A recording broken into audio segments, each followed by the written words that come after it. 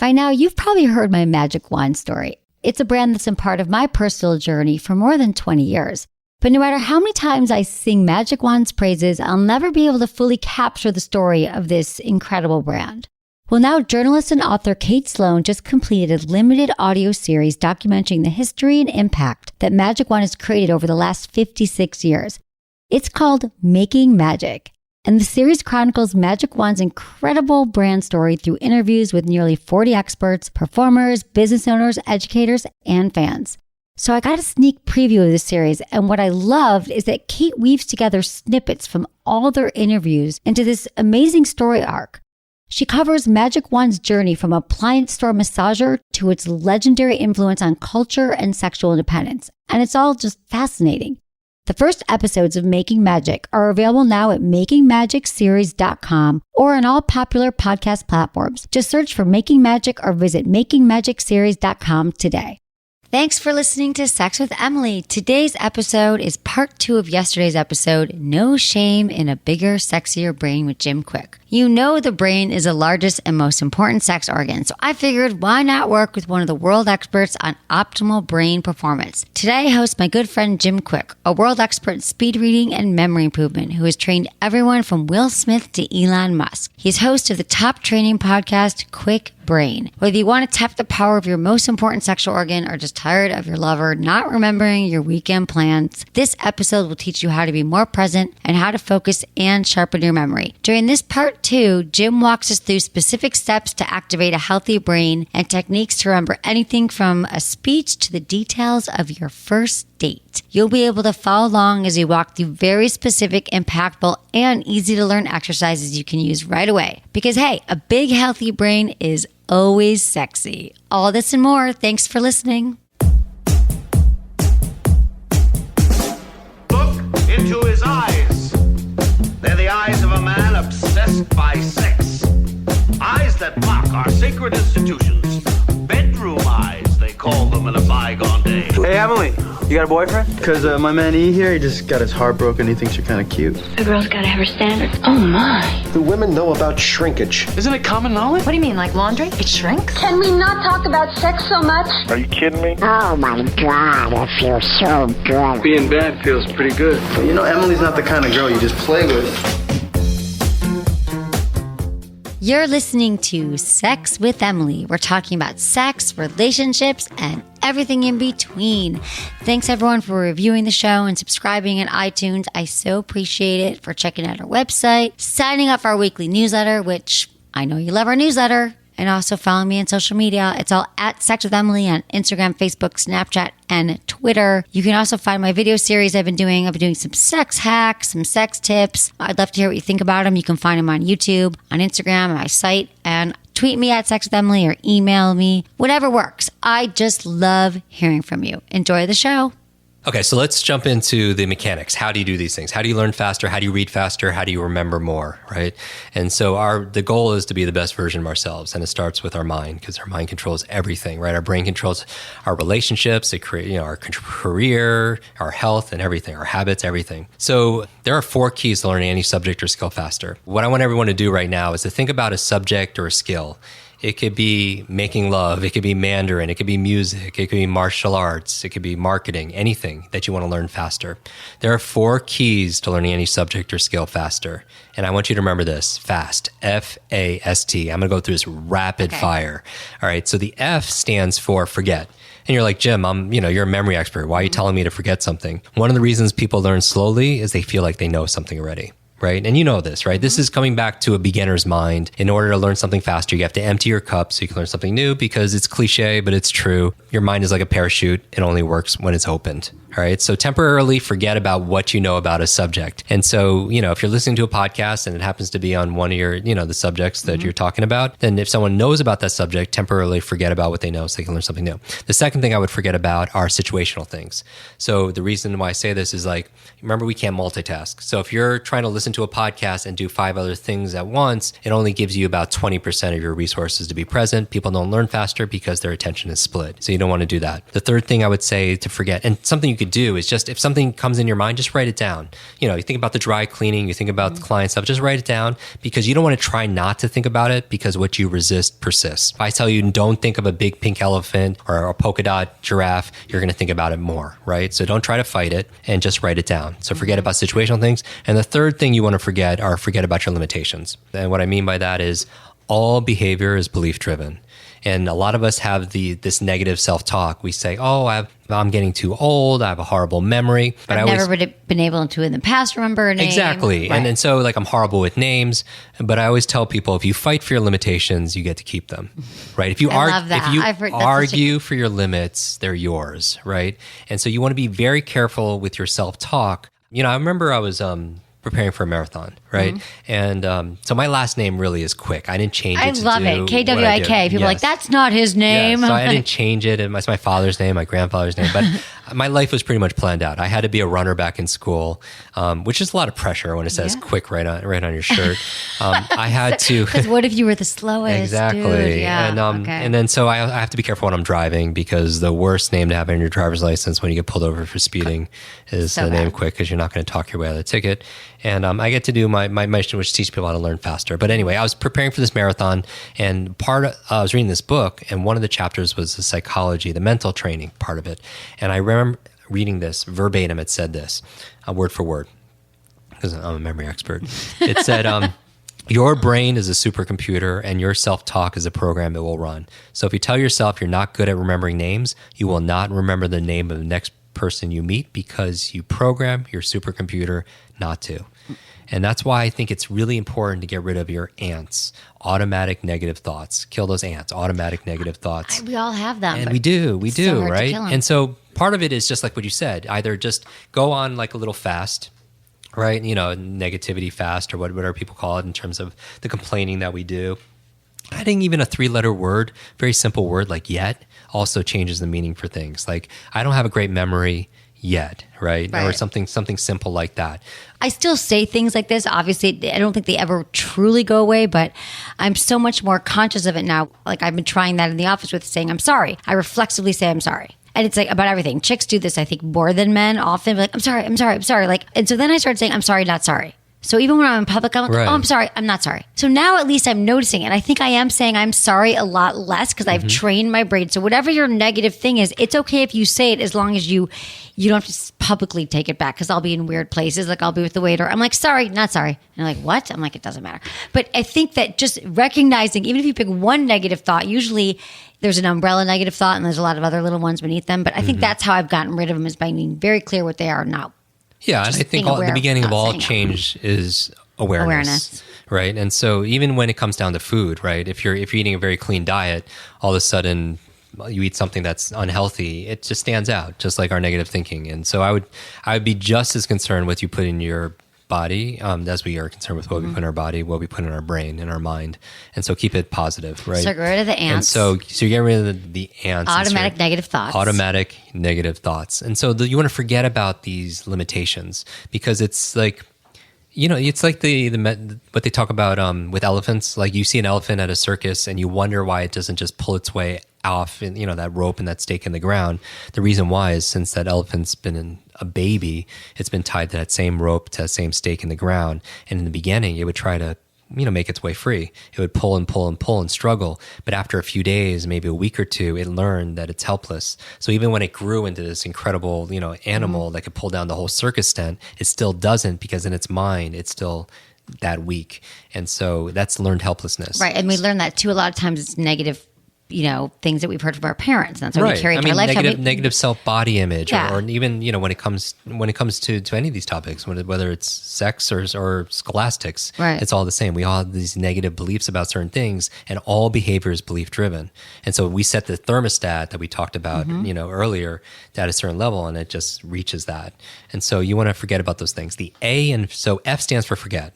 Forget about what you know about a subject, forget about what's going on situationally, and forget about your limitations. The A in FAST stands for active. And this is huge, all right? If you want to be a better learner, if you want a better memory, if you want better focus, you need to be more active. And what I mean by that is if you are overloaded with too much to learn, too little time, it's because you and I and most of our listeners, we all grew up with a 20th century education. 20th century education prepared us for a 20th century world, which at the turn of the century was working out in farms, working in factories. And it really was like an assembly line. It was like one size fits all, sit quietly by yourself, don't talk to your neighbor, right. And it was cookie cutter approach to learning. And now we live in a world that's so different right now, right? We live in an age of autonomous electric cars and spaceships that are going to Mars. But our vehicle of choice when it comes to learning and education is like a horse and buggy. And that's why we feel so slow. Change it. I know. Right? I don't know how. But one of the reasons why is 20th century education was so passive. It was like you're being lectured to and you're supposed to just consume information. But the human brain doesn't learn by consuming. It learns by creating. And so the human mind, it doesn't want to just consume and be lectured to. It wants to create, and because we are all creators. And so how can you be more active? So active would be, for example, taking notes. Active would be asking questions. Active would be sharing this information and teaching other people. Because here's the thing. Learning is not a spectator sport. Learning is not a spectator sport any more than lovemaking is, right? And so it's not a spectator sport. Well, it depends if you're into that kind of thing, but right. So you have to roll up your sleeves and you have to get involved to get the benefit. So you want to be active. The S in fast we already talked about, that's state, right? And so if you want to learn faster, all learning is state dependent. I would never want to learn something in a dull, bored state because you're not going to retain any of it. So whatever you could do to up the emotion, either physically or mentally. And one of the best ways is just monitor your self-talk, right? Or change or put a smile on your face or get fascinated. There's a Rumi quote that says, sell your cleverness for bewilderment. Like when's the last time we felt bewildered about something, playful about something? Like when even play, like who are the fastest learners? Kids. Children, right? Children can learn music. How fast can they learn a musical instrument? How fast can they learn a second or third language? And I think one of the reasons why, is because they play all the time. But as we grow older, we stop playing. And I don't think it's because... I think about that. I was like, what happened to recess? Like there was a reason why we could... I always tell them, I'm like, go walk around the block, Jamie. I say that to her all the time. Like she's sitting at her desk. And the play Lark's moving around a lot at the office, but you could walk too. But Jamie, it's just sitting right. But when we had recess as kids, we played and you come back in. Right. So and even as a kid, it's like, you want to go outside and play. And later it's like, oh, do you want to go out and hang out or whatever? Right. We change even the words. And so as we grow older, we stop playing. But I don't think it's that way. I think it's the opposite. I think it's we grow older because we stop playing. Yeah, you know what I mean? So too. It's not like we stop playing because we grow older. Maybe we grow older because we stop playing. I think so too. And so add play, that's a state of mind. And when you're playful about something, you're more active. And finally, the T in fast stands for teach. And this is a huge one. If you want to learn something faster, learn with the intent of teaching somebody else. We've all heard that phrase, those who can't do, teach. And I never thought it was a negative, like those who can't do business, teach business, right? I actually thought it was like, oh, if I can't do something, let me teach it. And then by teaching it, I'll learn how to do it. And so let's say we're going to go through all these brain hacks right now, but let's say you're listening to this and you're thinking about somebody you wish was listening to this podcast right now with you. Like think about right now as you're listening to this, one person you think could really benefit from this, right? And so what I would say is imagine yourself having to give a presentation in front of that person tomorrow. Would you pay attention differently? Would you concentrate differently? Would you ask better questions? Would you take notes differently? Of course you would. Because here's the thing. When you teach something, you get to learn it twice. Right. When you teach something, you get to learn it twice. So now, why not learn with the intent of teaching it? So that's fast. Forget what you know about a subject. A, be active. S, monitor your state. T, learn with the intention of teaching somebody else. So what I'm going to share with you right now, 7 keys for remembering names and faces. I'm going to teach you 7 keys for remembering names and faces. Fun. And then I'm going to teach you the 10 things you need to do to unlock what I call your quick brain. Because really, this is not just about mental intelligence. Yes, you'll learn facts and figures and formulas and your friends' names faster. But really what I want people to do is not just be more mentally intelligent. I want them to have mental fitness. People don't know this, but 1/3 of your memory is predetermined by genetics and biology. 1/3 of your memory. Okay. 2/3 is completely in your control. So we get to, right. It's not so about I'm my show you how family. to activate, right. So it's genetics. And when I'm talking about, so independent of your age, your background, your career, your education, your financial situation, your gender, your IQ, But let's go to names and faces real fast. Here's a quick brain hack. So when you're out there, because I see you, you're on stage and afterwards you're mobbed with people, right? And they introduce themselves. How do you remember all those names, right? So what I want you to do is I want you to be suave.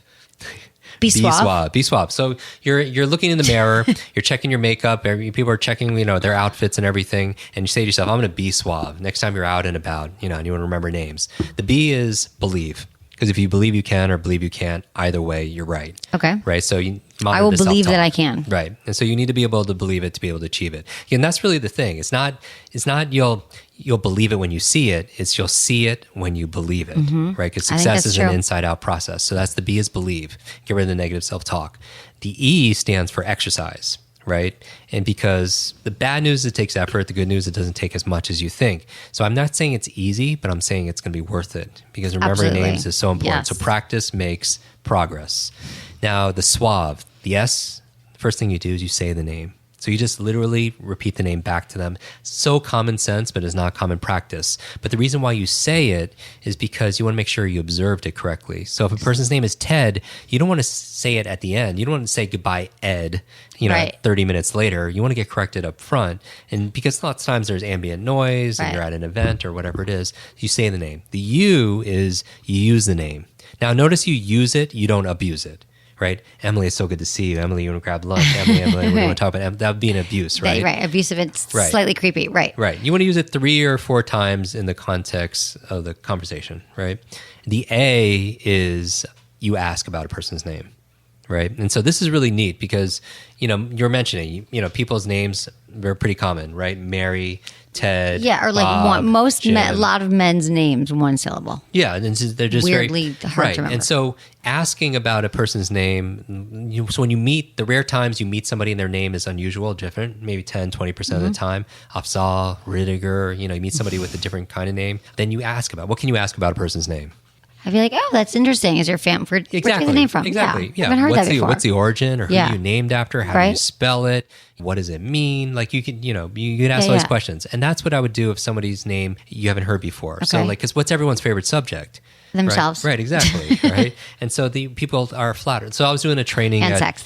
Exactly. I was doing a training at the country's largest life insurance company. About 100 people in the audience, and the training director's name was Nankita. And I was like, wow, it's a beautiful name. How do you spell it? Where's it from? What does it mean? And she paused. I was like, what does it mean? And she said it means graceful falling waters. And I was like, wow, that's kind of interesting. And then, her coworkers kind of made a little noise. And I was like, how long have you worked here? She was like, 5, 6 years. I'm like, with everyone here? She's like, yeah, a lot of good friends in my wedding. I was like, raise your hand if you knew that's what Nankita's name meant. Out of 100 people, how many people raised their hand? None. Right? And remember, a name is the sweetest sound to a person's ears. So you ask about a person's name, right? And then finally, the V and the E in suave. The V is visualize the name, right? And so I bet you're better with face. I bet most people are better with faces. I am. I remember. It's true. I'm a little bit. You go to somebody, you say, I remember your face, but I forgot your name. You never go to someone and say the opposite. You never go to someone and say, hey, I remember your name, but I forgot your face. Right. That wouldn't make any sense. Right. Because your visual cortex is larger than the other areas. And so we tend to remember what we see. There's a Chinese proverb that says, what I hear, I forget. What I see, I remember. What I do, I understand. What I hear, I forget. I heard the name, I forgot the name. Right. What I see, I remember. I saw the face, I remember the face. And going back to doing and practice exercise, I understand, right? And so if you tend to remember what you see, then try seeing what you want to remember. So this is really easy to do with those single syllable names that you mentioned. You mentioned someone named Jim, you just imagine them literally just at the gym. And it sounds so silly in 3rd grade, but again, children learn fast, right? They have imagination. So if a person's name, for example, is Mary, imagine you meet someone Mary, right? Right. And then all of a sudden you imagine like 2 lambs underneath her arms. And it makes you laugh. But even if, so I'd be like, oh, Mary, 2, and then the next time I saw her, like in a month from now, I'd be like, that was Mary. So watch this. So there's a difference between long-term and short-term, right? You want to make sure you get the short-term because my goal with you right now is to overcome what I call the 6-second syndrome. 6-second syndrome is you learn something. Somebody gives you a passcode, right? They give you their phone number. They give you their name. You have 6 seconds to do something with that name. Otherwise, what happens? It's like gone in the ether, right? And so you need something to be able to capture it. So if a person's name is Mike, imagine them jumping on the tables and singing on a microphone. And you're like, well, that's very childish. Yes, and that's why children learn so quickly, right? How many people had their name, made fun of growing up as a kid? Right, a lot of kids did, yeah. Everybody does. Or they make, they make fun of your name. And now, David is in therapy because he was called David the David. And David, he doesn't even know what a David is, and he's in therapy for 10 years. Exactly. It sticks with you, right. And that's how kids remember things. They make fun of, they use their imagination. And so what I would say is it's memorable. So meet someone named David, for example. I meet someone named David. Everyone's name is David, and I imagine myself literally just taking a slingshot and just hitting him in the nose. Imagine every time you met a David, you would just put Now, David, why would I use a slingshot? David and what? Goliath. David and Goliath. So that would remind me of that. And so every single time you're like, but this is. Do you ever go Goliath? I mean David to them? Right. So you're true. So then you would have to go through a totally different training. But here, I need a different training. But your true memory knows the difference, though, right? You just need something to focus. So do you do that automatically? Is it automatic? Automatically. But here's the thing: you should do this first of all. When I'm hitting, it's fun. I'm excited now to go out. When I'm hitting David in the nose with a slingshot, I'm doing this in the privacy of my own mind, right? I'm not sharing this with David. And so when I'm at a party, right, you and I see each other at a lot of gatherings and stuff like that. I see Mary holding lambs, I see David like that. I see Bob bobbing for apples. I see Carol Christmas caroling. So do you, for these names, you do it for, how about Matt? What do you do for Matt? Because every guy's name is Matt. Right. And so this is the thing. Is Matt like a doormat or something? Yes. And so imagine meeting Matt and you're using their tie for a doormat, right? And so here's the thing. It's always one-to-one. Whenever you meet a Matt, you always use doormat. Whenever you meet, someone named anything. If you meet someone named David, I always use a slingshot. Whenever I meet someone named Mary, microphone, right? I always use the same thing, right? Okay. But you never want so if a person's name is John, you could picture what? Bathroom. Okay, great. Yeah. I don't know. Yeah, that works, right? Okay. Now in your mind, so anytime you meet John, that's what you always associate. And then here's the magic, right? Once you know their name, it's only a means to an end. Once you have the end, which is knowing their name, the means disappears. The pictures disappears. It's just meant to get you to focus on the name and the person. It's good. And once you know it, you disappear. And then what I would recommend, people are like, well, how do I hack that and make it even better? What I would do is I would go, because I know you have listeners all around the world, I would go on, your government's census bureau, find the most used names, they list all the 100 top most popular baby names and everything for that year or whatever, and just come up with pictures for the top 100. If you did that, for example, in the US, and you just look at all the top, you come up with a picture, 10 names a day for 10 days, right? And for male names, if you come up with a picture for those names, like James is Jam or whatever, then you have pictures for 60% of the male population in the US. I mean, that's just smart, right? Right. For female names, top 100 is 40% because there's more creativity and such. But that's working smart. And then every time you meet somebody, you use those pictures. So that's what visualization. You do automatically. That's very helpful. And then finally, the E in SWAB stands for end.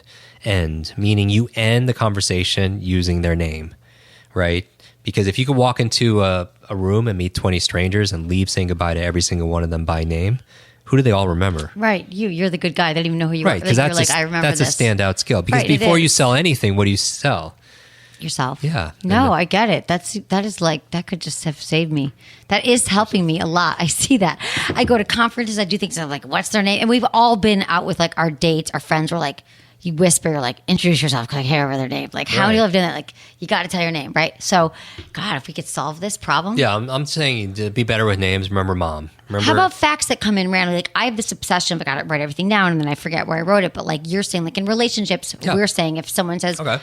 Because one of my big things when it came out in a relationship, I'll give you an example. I was dating someone years ago and I said I would get the cake for his birthday. And I was on an email with 20 of his friends. Yeah, I'll tell you. And I said, you guys, I got the cake because he was my boyfriend. Yeah. And I was like, great. And then I remember the day before, we were going to the beach in San Francisco. We were going to Stinson Beach. If any of my friends are listening about this, you guys all know this incident. It was a very dark time. But we were going, and I'm like, oh, but I got to get a bikini wax for it because we're going to the beach. I'm like, oh, but then I got to do this. And it's not because I'm a selfish girlfriend. I thought I'd get the cake after the bikini wax.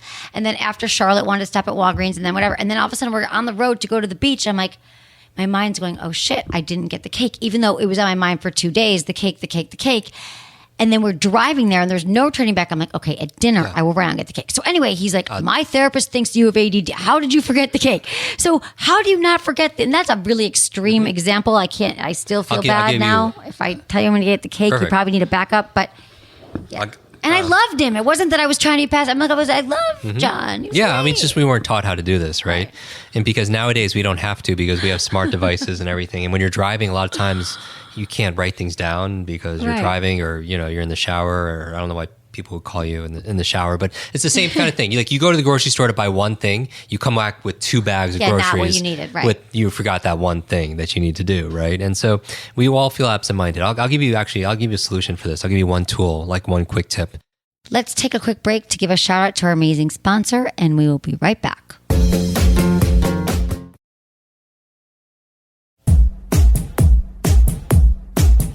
All right, so I'm going to give you a memory tool right now on how to memorize speeches and facts, like really fast, okay? So this is attributed to Simonides. 2,500 years ago in ancient Greece, they didn't have teleprompters and smart devices and printing presses. They had to have a great memory. And so he was giving a poetry reading. And when he was done, he left the building. Something really tragic happened. The building collapsed and killed everyone that was there. And he was a lone survivor. And as being the lone survivor, he had the responsibility of helping the family members identify their loved ones. But he was able to do so because he remembered where all of them were sitting. And aren't you like this also? Can't you remember like at dinner, like who was sitting to your left, who was sitting to your right? Because human memory, we remember things in locations.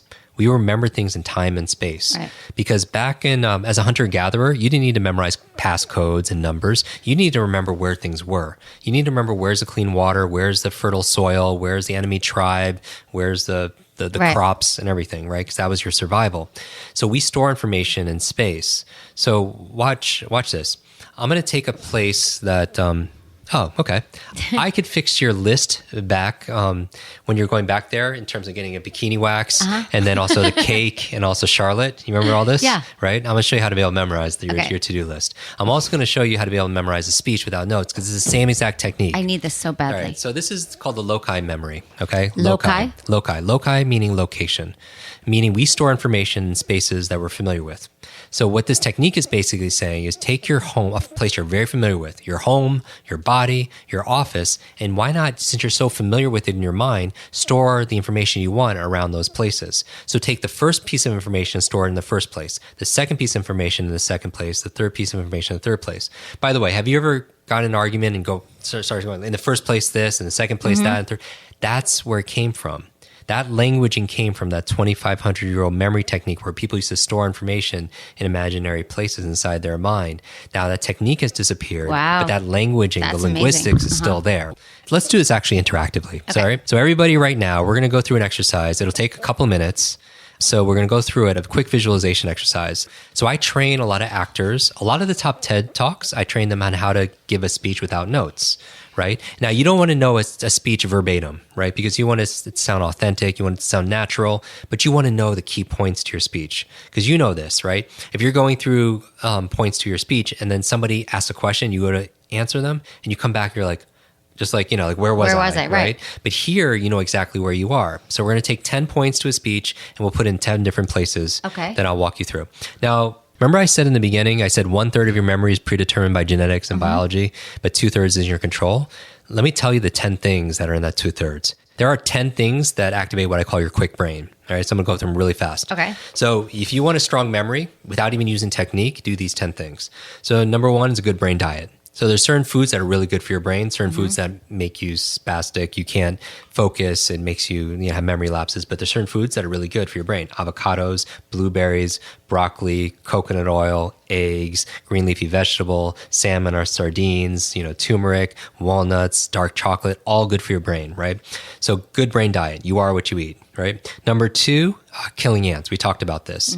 The second thing you want to be able to do is get rid of negative thoughts because it's not good for your brain because we talked about it. Here's the thing. When you say, remember I was saying you fight for your limitations, you get to keep them when you're saying, oh, I'm too old, I don't get this ruins my family, I'm just so forgetful, whatever it is. I'll never do it, I always failed. Right. All of that. Your mind is always eavesdropping on your self-talk. Yep. Your mind is always eavesdropping on your self-talk. So you want to keep it positive. So number 2, killing ants.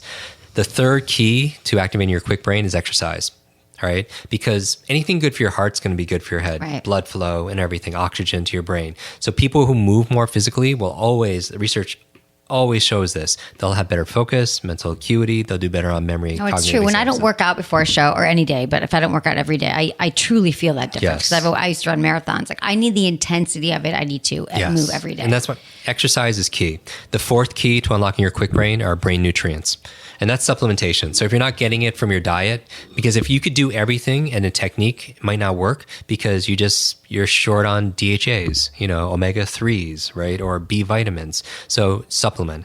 On top of that, number 5 is a positive peer group, right? Because who you spend time with is who you become, right? So true. The 5 people you spend time with. Yeah, we are the average of the 5 people we spend time with. Totally. Going back to those mirror neurons, because it's even our habits. Like they'll say it's not even like whether or not you smoke or not has less to do with your biological networks and more to do with your social networks. So it's not just your neurological networks, but it's your social networks. It's like, does your friend's friend smoke? Mm-hmm. That's more likely to influence you, right? Because who you spend time with is who you become. But you know this, whether it's dating or it's their social circles, it's just some people they're encouraging, they're challenging, they're kind, they're cheerleading for us. And other people are like energy vampires. Right. I want to tell people to really, this one I think is very important, because if you have a lot of friends or people around you and you're like, why is it so toxic? Or my work environment's toxic. I'm not saying necessarily to get rid of everybody, but it's important to look at, because you might be part of the problem too if you're seeing a lot of things come up in your life. But or if you're just people and you might outgrow people, you might keep people around because they're family. But I think that is something that's so important to really pay attention where you spend your time, who you look up to. That's just something because those mirror neurons, again, going to brain is we start imitating them and we start adopting their habits and their beliefs and then their values in terms of what's possible. So it helps to be able to come out of it.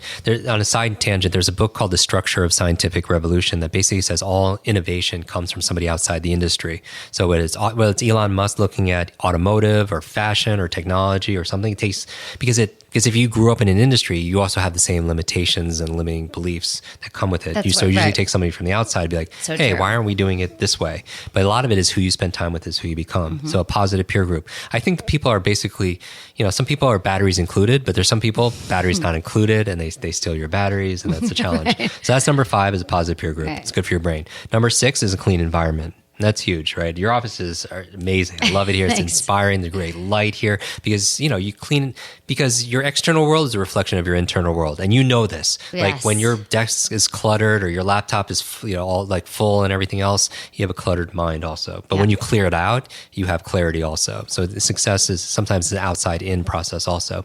That's number 6. Number 7 is sleep. This is huge, right? Because there's this sleepless epidemic. And the reason why sleep is so important. Was this sleepless epidemic? Well, it's an epidemic now, but I don't feel like people were always complaining about sleep. Yeah, and I think a lot of it has to do with our digital devices. How about caffeine? The fact that we never used to drink as much caffeine. Yeah, you're not supposed to have caffeine past 2 p.m. But we used to have 1 cup in the morning, 30 years ago, right? And then there's Starbucks, and now everyone... I agree. And digital everything. Devices. I think digital. I think the world we live in right now, the amount of electromagnetic fields that are out there, it's just there's so much stuff that are vying for attention. And so what I would say is sleep is so important because number 1 is where you clear out plaque out of your brain that leads to Alzheimer's and dementia. So that's important. Number 2 is where you consolidate short to long-term memory. So all those all-nighters aren't helping. It's better to get sleep. Third reason, as I talked about before, is remembering your dreams because you need. I want to hear more about that. You need to be able to sleep to get in. dreams. You need to be able to get into that REM stage where you're actually dreaming, but you're not getting it if you're shortchanging your sleep. And so make sleep a priority. Literally. Side note: do you remember your dreams every single night? I don't remember all my dreams, but I certainly remember 1 or 2. Yeah, I do a process. The next episode we're putting out is one on lucid dreaming, and this is where you can actually control your dreams, where you're actually lucid, aware that you're dreaming, and that way you get the physiological benefits of sleep, but you can actually do stuff inside your mind. That's really cool. That'll be on the Quick Brain podcast. Quick Brain. KWIK. Yep. So sleep is so important for all those reasons, for health reasons, for long-term memory, for your dreaming also as well. So, but you have to make sleep a priority. Because if you're not sleeping, you're not at your best. Literally, you have to sleep your way to the top because that's the goal. Because if you're you could do everything else right, but if you're not getting a good night's sleep, how's your mind the next day? How's your focus? How's your memory? You can't solve problems. You can't do anything. No, you can't. Right? It's terrible. And so so for me, you want to go to bed at the right time. You want to be able, before midnight is always better because you get deeper rest that way. Blackout curtains because your it's not just your eyes. It's also you have photoreceptors on your skin too. So even any little bit ambient lights could throw you off also as well. They put like little like red lights behind like somebody's kneecap, and it'll actually affect their sleep. Wow, I mean, okay. it's things really. I'm working on that. Yeah. Blackout curtains in my So, house. so the blackout curtains are really good. Get rid of the digital devices. That's a big thing. Screens, right? Anything with a screen that's emitting blue light is really bad because it stops the secretion of melatonin, which helps you to relax and go to sleep. So when you're looking at your phones, your iPads. How about not looking at your phones and iPads before, like an hour before sleep or 2 hours? A couple hours beforehand, or if you're going to use your computers or something, then use like a lot of your phone has that dimming devices or flux on your computer, something that gets rid of the blue, or wear the blue blocking. What about those glasses? The glasses? Those work? Do you wear them? They do. I do. So when do you wear them? At night? You wear at them? At nighttime, especially if I'm on a digital device, because you want to train your brain. And so anything else, and we did 4 episodes on hacking sleep because it's such an important topic. Yeah, when it and comes you've to your hacked brain. it, Jim. You've come through a lot. Yeah, I've had sleeping. some serious sleep issues, sleep apnea, and I've tried everything. So like this is make sleep a priority. And so that's number 7. Number 8 for Kwik Brain is brain protection. So basically protect your brain. It's very fragile.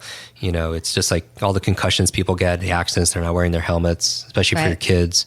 Do that. I had a dream last night that I was on a bike. I just remembered I was going to say, and I was not wearing a helmet. And I was like, it's cool. I'm not gonna fall. Anyway, no one cares about other people's dreams and stuff. But anyway, I was in LA riding a bike with. Okay, go ahead. No, I'm so glad. I thought you remember my dreams. There you go. It's working. Thank God. Okay, good. So so wear a helmet. Number 9 is new learnings. And so if you want a Kwik Brain, dedicate yourself to lifelong learning. It was interesting. It was on the cover of Time magazine. They did this study on super nuns, not like super nuns. Like they were just long. It was a longevity study. These women were living 90 and above, and they wanted to find out what was the key to them living longer. And they said half of it had to do with their gratitude and their faith, but the other half had to do is they were lifelong learners. Like literally, they were learning every single day, and because of it, it added years to their life. But not only just years to their life, added life to their years. Yeah. Because that's what you really want, right? The goal is not to just grow older; is to maintain your vitality, your cognitive abilities, and so on. That's number 9. And finally, number 10. This is a big one. This is stress management. Oh yeah. All right, and I put that out there because it's like it's the elephant in the room because we don't realize.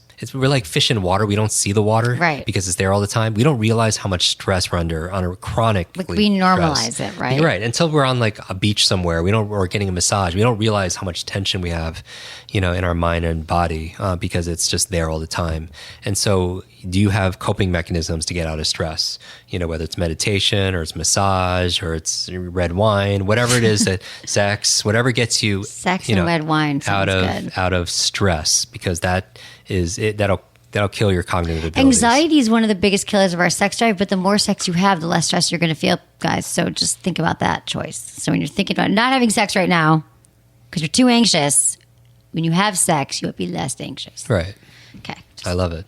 So those are the 10 keys for unlocking your Kwik Brain. So imagine this, combining everything we talked about, the power of teaching other people, giving a speech without notes. Imagine now you had to give us a TED Talk, right? Which is on my bucket list. Right. Imagine you had to give a TED Talk specifically, though, on the 10 things we just learned, right? Because most people right now, they're listening to this in the car, they're at the gym, they're like, oh, I wish I would have wrote that down. Now, the reason why I went through this is Don't quiz me. Now, notice. Don't quiz me like Bill Clinton's grandpa right now, because I'd be so...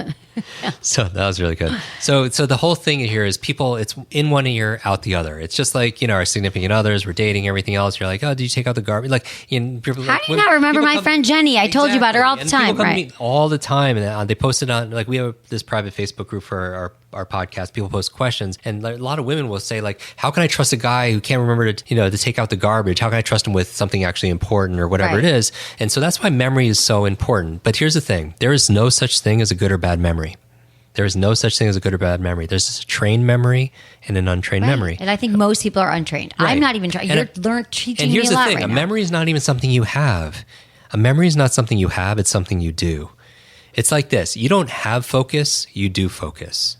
You don't have creativity, you do creativity. You don't have a memory, you do memory. Just like when it comes to love, like you don't have love, you do love because it's an actual process, right? It is a process. And so once lust is not what we're talking about. That's not a process. Love is a process. So when you take it and turn it into a process, it becomes something that's living, and it becomes a recipe. So you could duplicate that. So it's like when people get like stuck and they're like, oh, I have writer's block, or I'm just not feeling creative or motivated. You don't have motivation, you do motivation. And so that's why I love when it comes to learning, it's a verb and it's not a noun, right?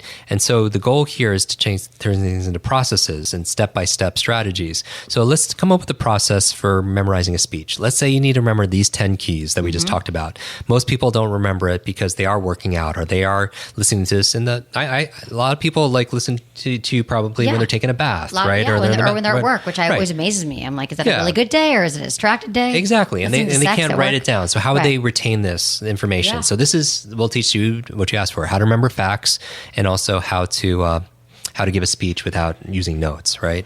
And so this is the location method that we talked about. This Greek orator 2,500 years ago would store information in different places. So this is what you do. I'll walk you through, because everybody would normally use their home, but since we're doing this all together, let's use my office. Okay. So we have an office. I'm here in LA, but we also have an office in Westchester, New York, which is a suburb of New York City, right? North of the city. So I want to imagine everybody do this. If it's safe for you to do, just close your eyes if you can. If not, then keep your eyes open, obviously, if you're driving or something like that. Don't close your eyes if you're driving. If you're on a treadmill, do not close your eyes. But just imagine that you're on a plane and you're going to Westchester Airport.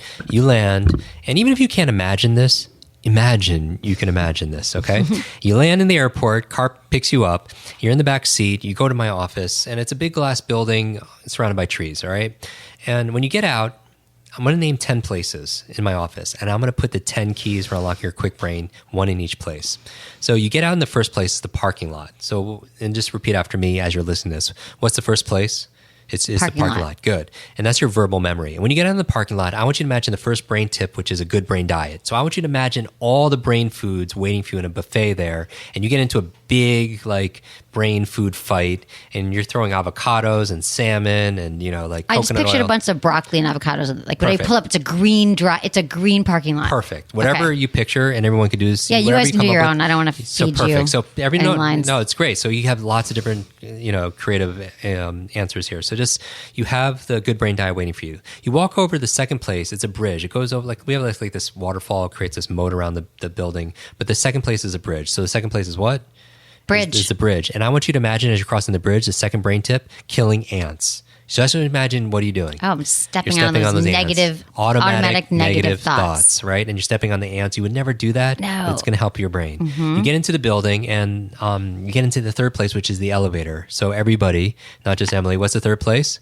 Elevator, right? And you get into elevator, in the third place, exercise. So I just imagine your trainer is in the elevator with you. You're doing your hot yoga. You're doing your CrossFit, whatever. You're lifting weights, calisthenics. I'm jumping on it to make sure it's okay. Great. Yeah. And whatever you're doing, just imagine that exercise. You remember exercise number 3. You get out of the elevator. Fourth place is the hallway. What's the fourth place? Hallway. And you want to remember brain vitamins. So I want you to imagine just all these bottles of brain vitamins coming at you, and you're like Lara Croft or Indiana Jones, you're just jumping over the brain vitamins. So ginkgo biloba, vitamin B, you have your DHAs, your omega-3s. You're jumping over brain vitamins. Okay, you open a door to my office. Immediately to the left is the fifth place, which is the closet. What's the fifth place? Closet. And inside the closet are your positive peer group, your happy friends. I want you to imagine all your happy friends are in the closet. All right. And then you're like, see all your friends, my friends. all your happy friends, they're celebrating in the closet. You see that? All right. You leave the closet. You go to the sixth place is the receptionist. What's the sixth place? Receptionist. And the receptionist is cleaning the environment, mopping, vacuuming, bleaching everything, clean environment. Everything has its place. Clean, yep. Behind the receptionist is the seventh place is the fish tank. What's the seventh place? Fish tank. Very good. And the fish, they're sleeping. That's to remind you, get sleep. So I want you to see Nemo, Dory. They look dead, but they're just sleeping. They're Thank sleeping. God. The fishes are sleeping. No dead fish in your office. Just sleepy Nemo's fish. in pajamas, in bunk beds, snoring. Just build it out, right? Okay. And notice, like, you don't have to repeat it. Like, traditional learning in school was like repetition. It's like Right. over and over. You have to repeat something 50 times. You just see this once, you'll remember it, Okay, right? yeah. And then from because you're using the power of your imagination. The eighth place is the door. So what's the eighth place? The door to the classroom. Mm-hmm. And the door is locked. So you put on a helmet. That reminds you to wear a helmet, brain protection, protect your brain. Mm-hmm. And you headbutt the door open and it splinters and shatters open. You would never do that, but it reminds you of brain protection. The ninth place is the whiteboard. What's the ninth place? The whiteboard. Great. And I'm there and I'm writing the ninth tip, which is new learning. So I'm literally writing the words new learnings on the whiteboard and your favorite color marker. What's your favorite color? Say it out loud. Green. Great. And then whatever your favorite color listening, You that's guys the can color. choose your own. Right. New learnings, right? New New learnings. learnings. And then finally, the last thing is on the side of the classroom, I have all these bonsai trees, these Japanese plants. And so bonsai tree is number 10. I want you to remember Bonsai tree. Stress management. Stress management. Oh, So God. imagine you're meditating. Imagine you're getting your best massage on the bonsai trees. The best massage of your life on the bonsai trees, right? Whatever Wait. gets you out of stress. Okay. Love making on the bonsai trees, though. All right? You see that? All right. Now, everybody, you are on stage. You're on the stage of your life. And you need to remember, what were the 10 keys for unlocking my quick brain? Just walk around my office. So what was the first place in my office? Parking lot. And what was there? Vegetable eating healthy. Healthy food. Brain food. All the brain food. That's perfect. Number Okay. one. There we go. That's Yeah, so yeah, good. yeah. This is my next speech. I'm Good. gonna The second place is you walked over the what? Bridge. The bridge. And what did you do? As you walked? Negative thoughts. Yeah. Automatic negative thoughts. Kill those ants. Automatic Kill negative those thoughts. Very friggin' good. ants. In order Yep. too. The third place is you got into the you get in the building. You get into the what? Elevator. Elevator. And what do you do in the elevator? Exercising. Exercise. Third brain keys is as your body moves, your brain grooves. Exercise. You get into the fourth place out of the elevator is the what? Receptionist.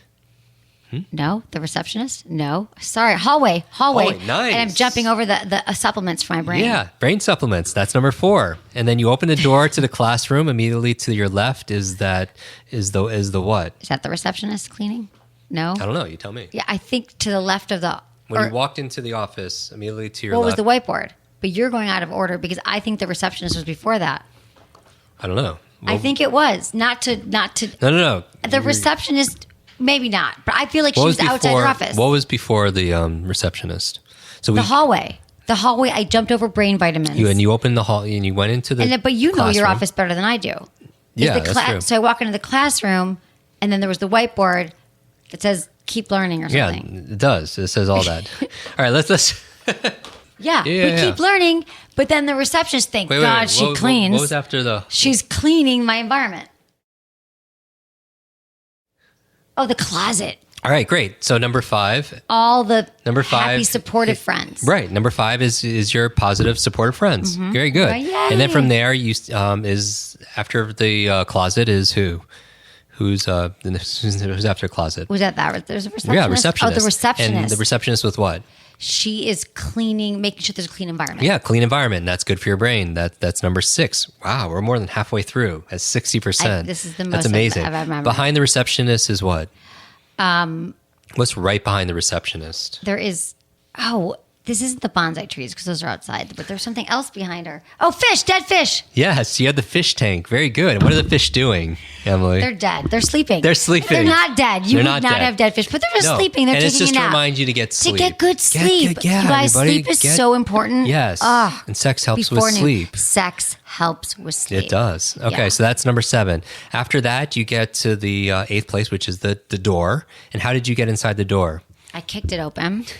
No. With my helmet. Yes, To protect exactly. my brain. Yes, you kicked it open with your helmet. Awesome. is so fun. Yeah, so that's brain protection. And then from there, in front of we're almost done. Number 9 is right in front of the room is the 9th place is what? What's right in front of the room? Is the bonsai tree? I got a little. I know, because we're at the tail end, and I was saying in Wait. terms of... The 9th was. You said it Oh, already. The bonsai tree? The whiteboard? The Yeah, thing? whiteboard. Oh, the So whiteboard was learned. always keep learning. Always be all learning. all the new learnings. So that's number 9. And so 9 is always keep learning. And finally, number 10 was the tree. The bonsai tree. The So bonsai tree what are you is doing? management for stress and anxiety. Yes. Very nice. I Good did it. job. I did it. Yeah, that's very cool. Oh my God. Nice. Okay, right. This is good. Now, by the way, so that's how you memorize a speech. You want to capture the keywords because you know your stuff. You just need the keyword to prompt you It's true. of what you need to remember. So you take it, turn it into a picture because we think in pictures. Remember, you turn names into pictures. It's the ultimate tip. I love that. TIP, turn into picture because we remember what we see, and then you put it into place, and then you remember, because then your home becomes a filing system for the things you want to remember. So you use your home. You can go from the kitchen to the dining room to you can go room to room. I mean, unless you're in New York in your studio apartment, like you just go room or your room. body. You said you could use your body. Left hand, so right for example, hand. Right. Perfect example. Right. Let's say we have this Sex with Emily party, for a barbecue at your home. Right? And you're really excited about it. And you call Lark. You're like, can you please pick up these 10 things? Or no, she calls you, but you're driving, right? And you can't write it down, or you're in the shower, right? And you can't write it. I don't know why you'd be picking up your phone in the shower, but we're somewhere where you can't write it down. And she's like, here are the 10 things we need for the barbecue, for our party, for our team party, for our listener party, our fans. And can you pick up these 10 things? So instead of putting it in your home or in my office, put it on your body. So 10 places on your body. You ready? So 1 is the top of your head. So just do this with me. Just touch the top. All right. So watch this. Really fast. Okay. We're going to take 10 places. We're going to take 10 places on your body to help you remember your grocery list. Okay. Right? And this happens all the time in relationships. Hey, can you go to the store and buy this? Yeah. Right? Number 1 is top. So do this. 1 is top. 2 is nose. 3 is mouth. Everyone do this with me also as well. This is fun. 3 is mouth. 4 are your ears. Ears. 5 is your larynx. Right? That larynx is your throat. Right? Your voice box, but your throat. That's 5. 6 are your shoulders. 7, collar. 8 are your fingers. Wiggle your fingers. 9 is your belly. And 10 is your seat. Right? Your rear end. Butt. Right? So let's do this again. Everyone listening, all this. Let's do this also. 1 is top. 2 is nose. 3 is your mouth. 4 are your ears. 5 is your larynx.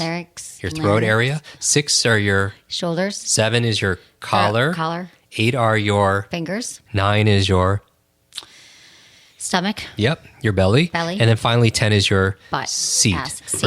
Right? Now watch this. Now let's say there are 10 things you need to buy for your party.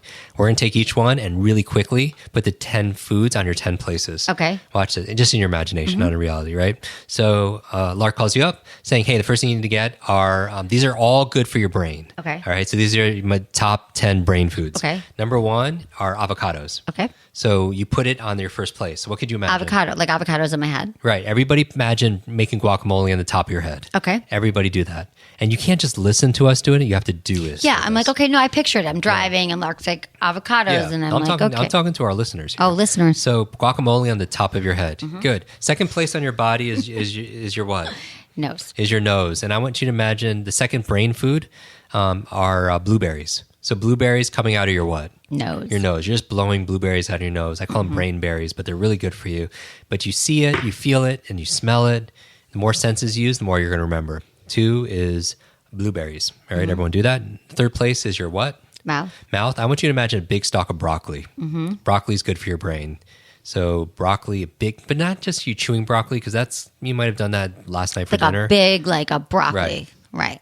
Picture like that now. The Phallic fourth piece of stalk of broccoli. Number 4 are your what? Ears. Coconut oil. Imagine coconut oils. So it's good for your brain. Cleaning your ears with coconut oil, or coconuts coming out of your. Coconut's good for everything. Yeah, coconuts coming out of your ears. Okay. All right. Number 5 is your what? I can't hear you. There's a coconut here. Your larynx. Larynx, your throat. And I want you to imagine eggs. So eggs are really good for your brain. If your diet allows, you're eating eggs. You have your omegas and everything. So instead of an Adam's apple, imagine you have an egg there instead. I got it. All right. Eggs. And maybe it's scrambled or it's sunny side up, whatever. Eggs in your throat. Yeah. All right. We're halfway through, Adam's by the apple, way. eggs. By the way, we're halfway through. What was number 1? Guacamole. Avocado. Yeah. What was the second food? Blueberries. Very nice. What was the third? A phallic stalk of broccoli. Number 4. What was it? Coconut oil. And number 5. Eggs. Dude, that was awesome. Dude, I'm... Okay. So we're halfway through. We're not done yet. 6 on your body is what? Shoulders. Shoulders. I want you to imagine green leafy vegetables. So imagine collard greens, spinach, kale on your shoulders. Yeah, I pictured just like a nice plume of leaves. Okay. So just on my shoulder. see it, feel it. Everybody do the same thing. Great. Number 7 is your what? Your throat, chest. What did you say it was? You called Number 7 is your collar, right? Your collarbone. I want you to imagine salmon. So that's the 7th brain food, salmon.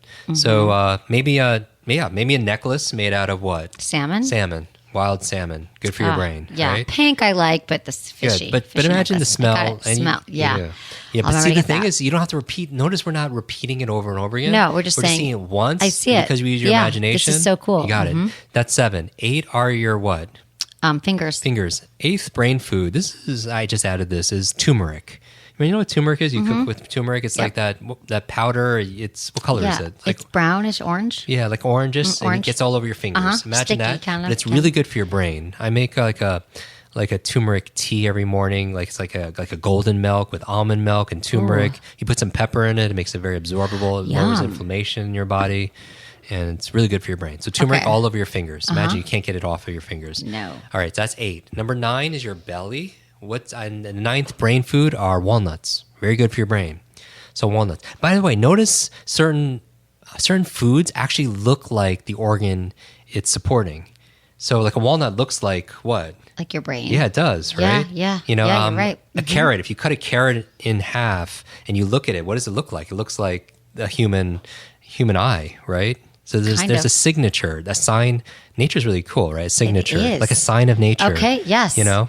Okay. So walnuts. it's whatever the food, like an avocado. I get it. It's got these are because just overall, all these foods are good for you. In general. But I'm just saying there's certain foods that are really good for the organ. Like an avocado, it looks maybe like a female reproductive area. Like it's actually really good for it also as well. So a cucumber could be good for your whatever. Right. So that's number 9. Walnuts. So imagine walnuts coming out of your belly button. Mm-hmm. Can you imagine that? Though? I can imagine. Now, here's the thing: people just say, "Oh yeah," but if they don't picture it, they're not going to remember. So walnuts literally coming out of your belly button, and you're eating them like that. Yep. Okay. I got it. And finally, number 10. What's the 10th part of your body? Your seat, if you will. Your seat, your rear end, your butt. Okay. Yeah. And I want you to imagine dark chocolate. I don't even want to know it. I don't even want to know what people are picturing. Right. That's good. Whatever everyone's picturing. Everything on my seat coming out is brown. Got it. Okay. Got it.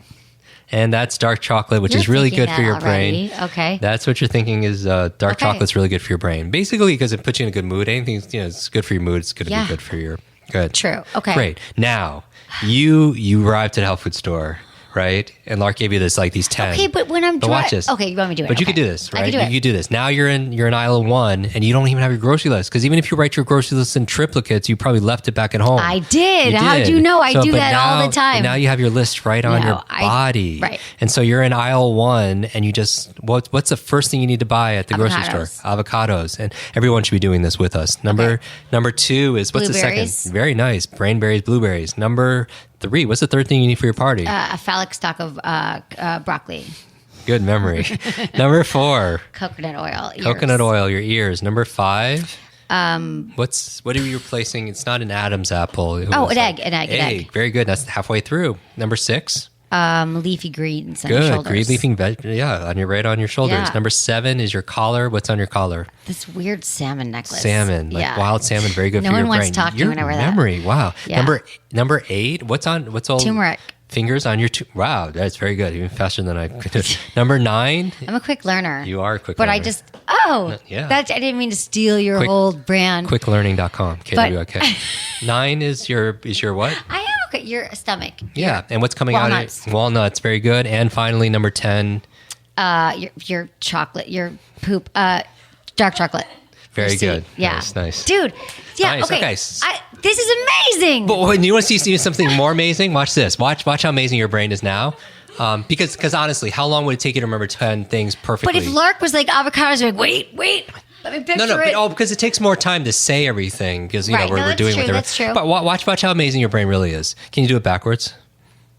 I could. Can you start with your butt and go backwards? Yeah, I could. All right, tell me. What's this? Number 10. Dark chocolate dark chocolate, walnuts, and walnuts, turmeric. Very good. Yeah, salmon necklace, that weird necklace. Yes, that's very good. Then I've got leafy greens on my shoulders. Greens, very good. And I've got eggs on my. Yes, and she's not. You're not even writing this down. I'm not. There's like witnesses in the room. Everything. I've got coconut oil in my ears. Yes. A stalk of broccoli.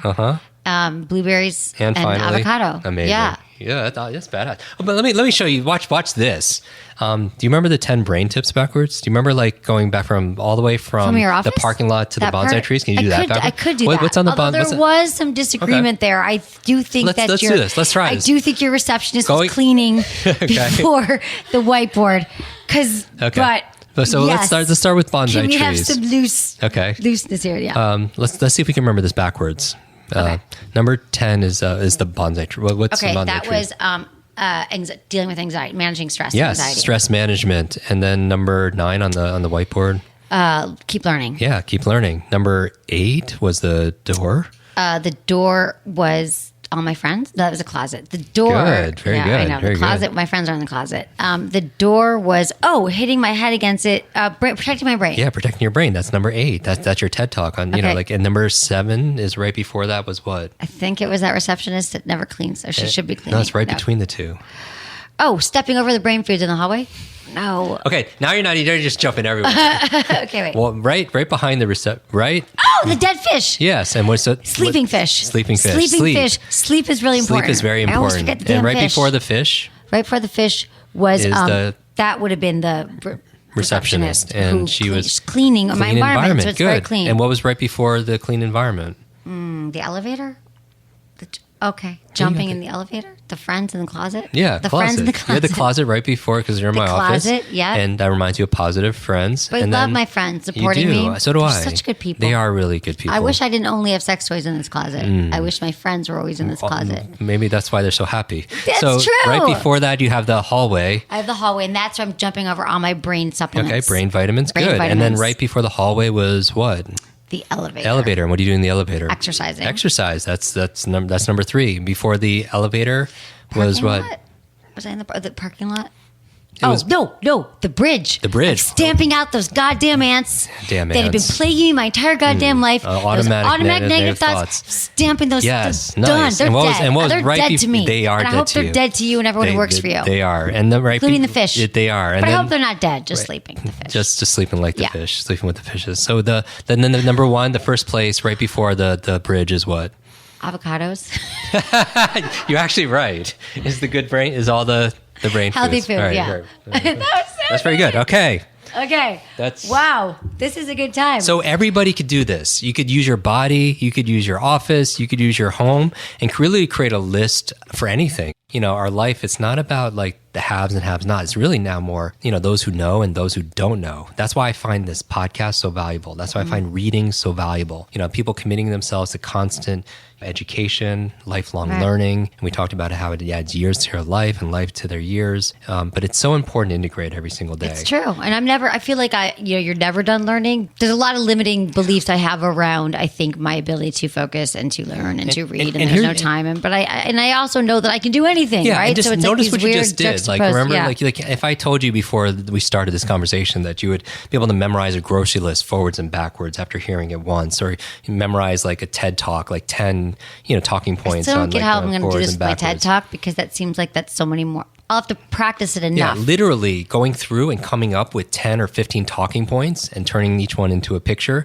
Like even when you had your to-dos, like remember when you're telling that story, like earlier about all the things that you want to be able to do, and you want to get a bikini wax, and you want to be able to get the cake, and then pick also up Charlotte. Yep. But imagine that imagine even just using your body. Imagine literally bikinis on your what? On your the top of your head, right? Or cake being smashed on your nose, or Charlotte, But this also takes time. I would have had to stop. But you know what takes time? You know what takes time is like rehearsing making up with your things boyfriend over and for over forgetting again. the cake. Right. Repeating things 50 times to yourself, or forgetting where you put things, or forgetting a name. Like, so, the bad news is it takes a little bit of effort, but the good news is not as much as people think, and so there's no magic pill, like no magic memory pill, but there is a magic process. Right. And that's what we're doing is we're taking, just like with what you do with love and communication and sex and relationships, you turn it into a process. Right. So it's not like, oh, I hope I have romance or I hope I have an orgasm. You got to make or I hope I yourself have the best version of yourself. Right. And you turn into a process. So people don't have to feel bad if they're not getting a result in their body or in their relationship, because it becomes a recipe. Mm-hmm. And that's what we're here to do. And when you're talking about even the negative self-talk, I believe our life is like an egg. That if an egg is broken by an outside force, life ends. Mm-hmm. But if it's broken by an inside force, life begins. And all great things begin on the inside. And I believe everyone who's listening to this, you have greatness inside of you, you have genius inside of you, and now is the time to let it out. Thank you, Jim. Thank you, Jim Kwik. Thank you for teaching. Thank you for all of this. This is amazing. Very inspired by you and by everything you have to say. So everyone should check out Jim Kwik. Jim Kwik, Kwik. Check out your podcast.